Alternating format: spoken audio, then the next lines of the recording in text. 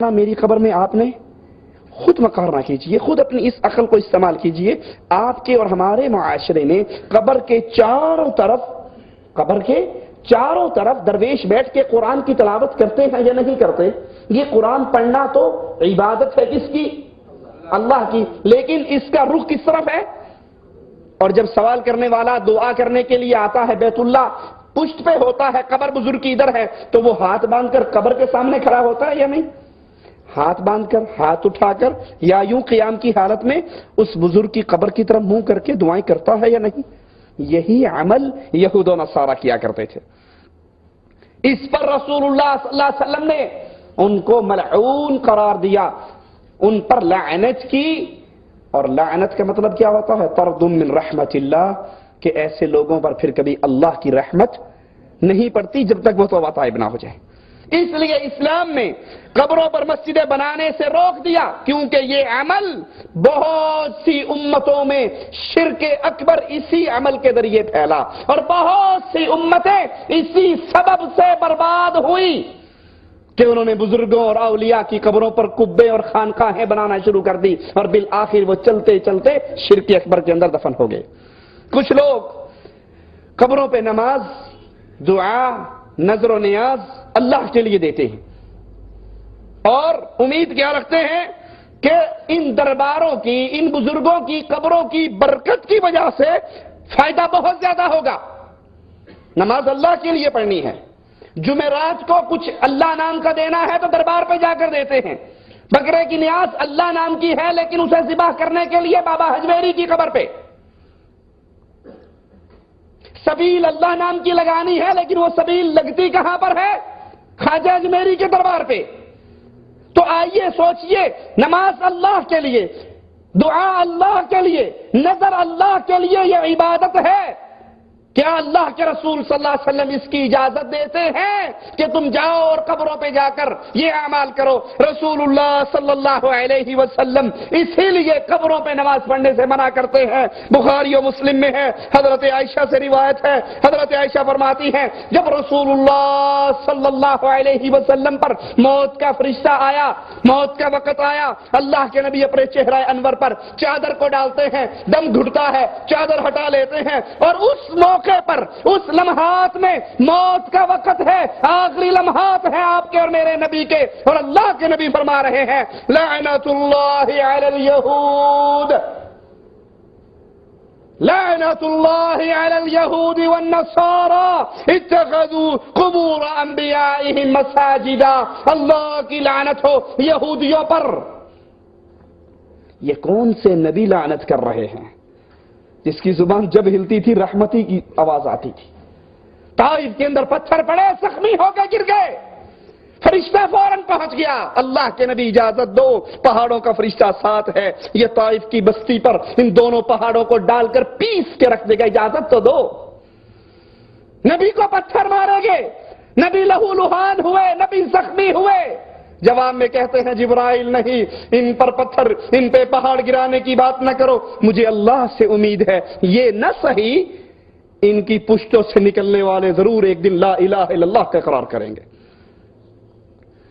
جو رحمت للعالمین بنا کر بھیجے گئے، لیکن وفات کا وقت، آخری لمحات، اللہ کے نبی فرما رہے ہیں لعنت اللہ علی الیہود والنصارى، اللہ تیری لعنت برسے یہودیوں پر، عیسائیوں پر۔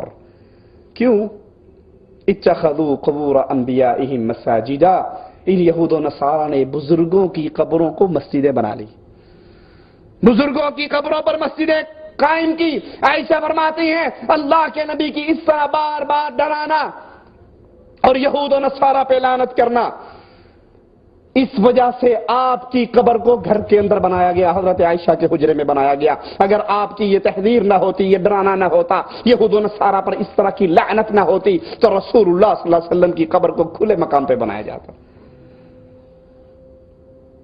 اس ڈر کی بنا پر، اب لازمی بات ہے یہ ڈر نعوذ باللہ صحابہ سے تو نہیں تھا کہ صحابہ اللہ کے نبی کی قبر کی عبادت کریں گے یا قبر کو پوجیں گے، یہ ڈر آنے والی امتوں سے تھا، گزرے ہوئے لوگوں سے نہیں تھا، بلکہ جو لوگ بعد میں آنے والے ہیں ان کے بارے میں یہ ڈر تھا کہ کہیں اللہ کے نبی کی عبادت نہ کریں۔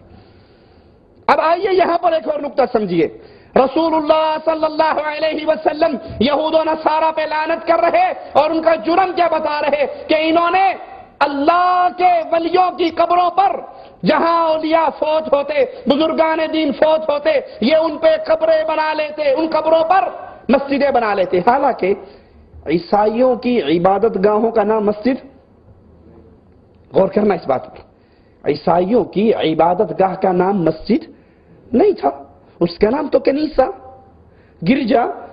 لیکن اللہ کے نبی عیسائیوں کی عبادت گاہوں کو کیا کہہ رہے ہیں؟ مسجد۔ کیوں؟ اس لیے کہ ان قبروں پہ کام وہ کیے جاتے تھے جو مسجد میں ہوتے ہیں۔ سجدہ اللہ کے لیے کہاں ہوتا ہے؟ رکوع اللہ کے لیے کہاں ہوتا ہے؟ قیام اللہ کے لیے کہاں ہوتا ہے؟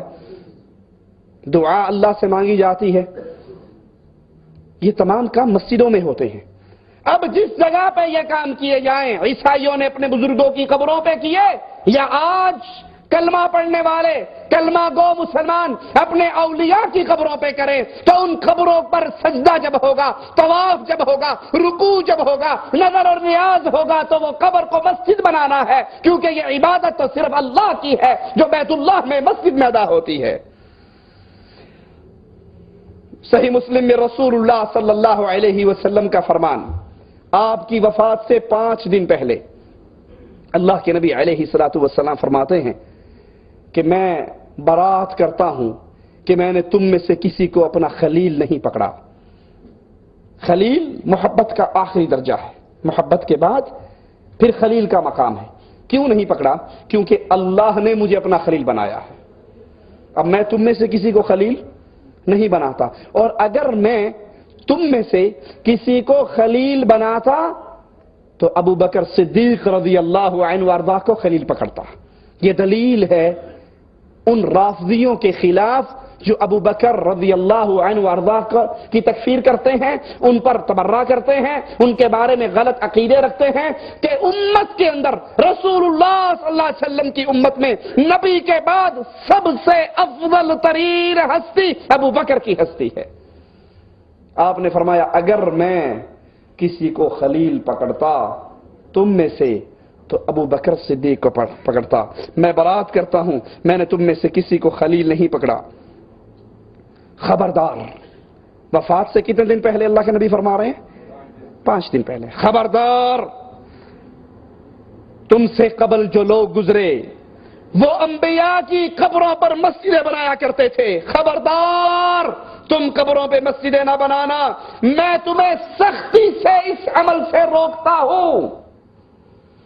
اللہ کے نبی صلی اللہ علیہ وسلم کی وفات سے 5 دن پہلے کا اعلان۔ تم سے پہلی امت یہود و نصارہ انبیاء، اولیاء، اتقیاء کی قبروں پہ، انبیاء کی قبروں پہ مسجدیں بناتے تھے، تم ایسا عمل نہ کرنا۔ محمد کریم صلی اللہ علیہ وسلم سختی سے منع کرتے ہیں اپنی امت کو کہ تم اے امت محمد کسی ولی کی، کسی بزرگ کی، کسی نیک اور صالح کی قبر پہ مسجد نہ بنانا۔ اس عمل سے نبی نے اپنی زندگی میں منع کر دیا۔ لیکن افسوس، ہمارا معاشرہ شرک کی اس دلدل میں گرتا جا رہا ہے۔ ادھر پیر مرتا ہے، بابا مرتا ہے۔ یہود و نصارہ تو انبیاء کی قبروں پہ بناتے تھے، یہ نقطہ بھی یاد رکھنا۔ یہود و نصارہ کس کی قبر پہ بناتے تھے؟ انبیاء کی۔ اور ہم کس کی قبر پہ بناتے ہیں؟ کوڑے شاہ، کوڑے شاہ، کاما والی سرکار، تتر شاہ، بٹیر شاہ، پیر اٹ شاہ، پیر لسوڑی شاہ، پیر پھسوڑی شاہ، پیر دڑکی والی سرکار۔ دڑکی سمجھتے ہو نا؟ وہ اکثر اخبار میں آتا ہے پولیس نے دڑکی لگا کے مروایا، پہلے دڑکی لگوائی پیچھے سے فیر مار دیا۔ میرے گاؤں میں عبدالحکیم سے باہر نکلو تو وہاں پر دربار ہے پیر دڑکی شاہ۔ میں نے کہا اس کو کس نے دڑکی لگا کے مارا تھا؟ یہود و نصارہ تو پھر انبیاء کو پوجتے تھے اور انبیاء کی قبروں پہ مسجدیں بناتے تھے۔ یہ قوم ایسے شرک میں گری، لاہور میں گھوڑے شاہ کا دربار ہے، ایبٹ آباد میں کھوتے شاہ کا دربار ہے، کہیں توتے شاہ کا دربار ہے، کہیں لسوڑی شاہ کا ہے، کہیں پھسوڑی شاہ کا ہے، کہیں دڑکی سرکار ہے، کہیں پیر چوپ شاہ ہے، کہیں پیر اٹ شاہ ہے۔ بس شاہ کی پوچھل ساتھ ہونی چاہیے، آگے جو مرضی لگا دو۔ رسول اللہ صلی اللہ علیہ وسلم فرماتے ہیں میں تمہیں سختی سے اس کام سے منع کرتا ہوں۔